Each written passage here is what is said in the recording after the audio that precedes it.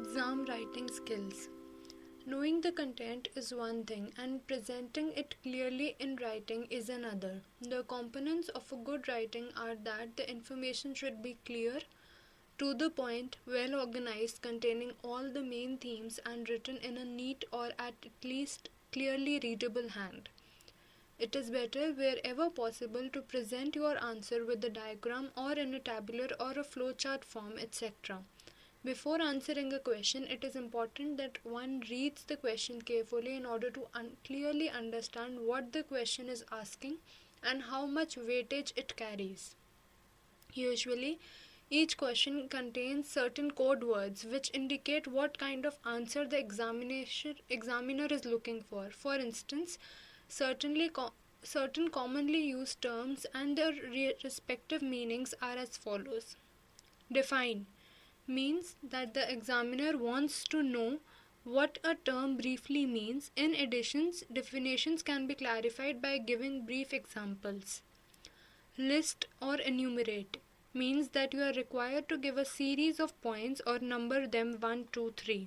State means that you need to give the main points in brief. Summarize requires you to give a shortened account of something longer.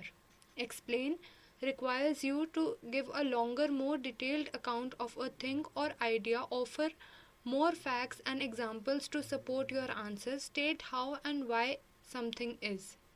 Describe or discuss means that you need to explain about the topic in some detail.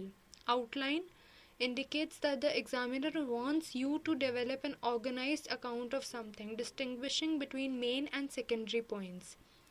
Illustrate means explain the topic by giving examples.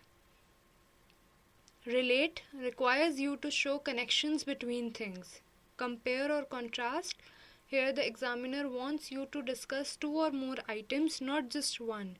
Compare means to tell how the items are alike, whereas contrast means to tell how they are different. Classify, this term requires you to follow a process like definition for several times and in turn tell how each item is like and unlike the others. Analyze means that you need to describe the constituent parts of something and show how they relate to each other. Prove or justify, by this examiner wants you to give well-developed reasons for something. Interpret means to explain the meaning and significance of something. Criticize, evaluate means that you need to set out criteria for considering the value of a thing or idea and systematically measure it against those criteria, and are required to give negative and positive aspects of something and your overall judgment of it. Memory enhancement strategies. To memorize certain concepts, several memory enhancement strategies, mnemonics, can be used. For example, one can use acronyms. For example, the 5 Great Lakes, namely Huron, Ontario, Michigan, Erie, Superior, can be learnt as homes. Or a sentence can be made in a simpler manner. For example, the sentence like King Henry died, mother don't cry much stands for kilometer, hectometer, decameter, meter, decimeter, centimeter, millimeter. One can even remember some pieces of information in a musical manner or link a word to image the material one wants to recall. In order to facilitate your understanding and memorization of concepts, graphic organizers such as semantic maps, flowcharts, etc. can be used. In order to learn the formulas in maths well, one can write down the important formulas under each topic and revise them as often as possible. Also, doing various sums, some easy, some medium and some difficult ones, also helps ones to learn the formulas and their application better. That is why it is often said that more than your mind, your fingers need to know the sums. To remember things for long, multiple revisions is the rule. It is believed that the maximum forgetting takes place within an hour of what you have learned, and the rate of forgetting is gradual along the day, week, and month.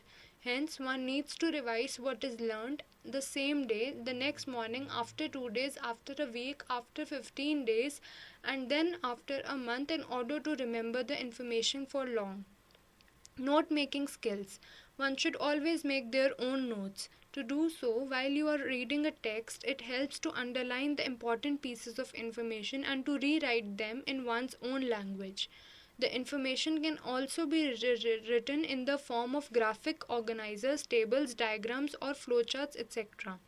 It is always better to learn from one's own notes than borrowing notes from others, as each person has their own language that their mind understands better. It further helps to reread all the notes on the same day of the lecture, as it tends to further enhance one's understanding and dramatically reduce one's examination study time at the end of the semester. Study skills. Choose that time for self study when your mind works best, be it morning, night, middle of the afternoon. Before getting down to studies, ensure that you are not hungry, sleepy, tired, or thirsty in order to avoid unnecessary interruptions. Try studying in a library or in a study table kept in a room where you do not have any easy access to television, radio, or magazine, so that there are fewer distractions.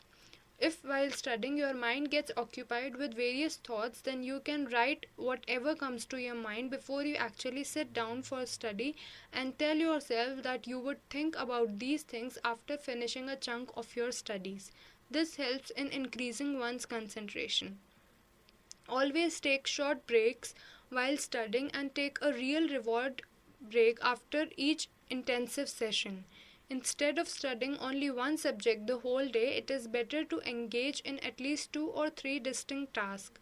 It is always better to read a text that is going to be taught in the class or tutorial beforehand, as it makes one familiar with the key terms and ideas and facilitates understanding.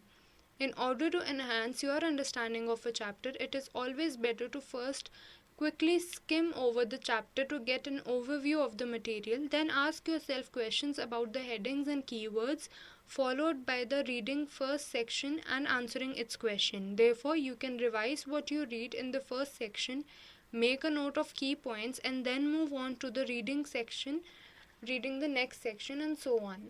Also, try to relate each section to the preceding and the following section, so that the entire chapter flows in your like a story in your mind. You can even explain what you learn to yourself or to someone or to an imaginary audience. Research has shown that teaching others is the best way to teach yourself. It is always better to get help for what you don't understand rather than spending hours on it trying to figure out things on your own. After receiving help with the question or a concept, try and redo it on your own. It is one thing to watch someone else do a question, but another is to do it yourself. Try and clear up things and you don't understand well before the examination, so that the day before the examination you just need to review rather than learn new material. In addition to the above mentioned study skills, what you tell yourself also plays a significant role in dealing with stress effectively. We all tend to talk to ourselves throughout the day, that is, we all engage in inner speech. Research has shown that inner speech is a universal phenomenon. What we tell ourselves affects how we feel and hence how we act. Therefore, the more negative we talk to ourselves, the more anxious, helpless, hopeless, and depressed we are likely to feel. The more we feel so, the lesser are the chances that we will be able to deal with stress actively and effectively. Similarly, the more positive is our self-talk, the more we are going to feel in control of the situation and better we shall be able to handle stress. Thus, it is essential to watch what we talk and thereby alter our negative thoughts. Research has shown that our mind listens to what we say to ourselves. The more negative we talk, the more negative it thinks, the more anxious it becomes, and hence poorly it performs. Therefore, it is important to rectify the statements we tell ourselves. Try and talk positive to yourself, focusing more on arriving at solution to your problems than simply procrastinating or avoiding them. For an example, instead of saying that a lot of syllabus is still left, I will surely fail, it is better to say that I can choose at this point to cover up those topics properly that carry more marks in exams. Similarly, instead of repeatedly telling oneself that one would forget everything, it's better to say that I have studied hard and I know the concepts, hence I will be able to write it in my own language. In short, the various above mentioned steps can be followed by one to be able to effectively plan and deal with exams so that exams no more become a source of distress. In addition, the most important thing is to be honest with yourself, as deep down we all know whether or not we have actually put in the time and effort in preparing for our exams.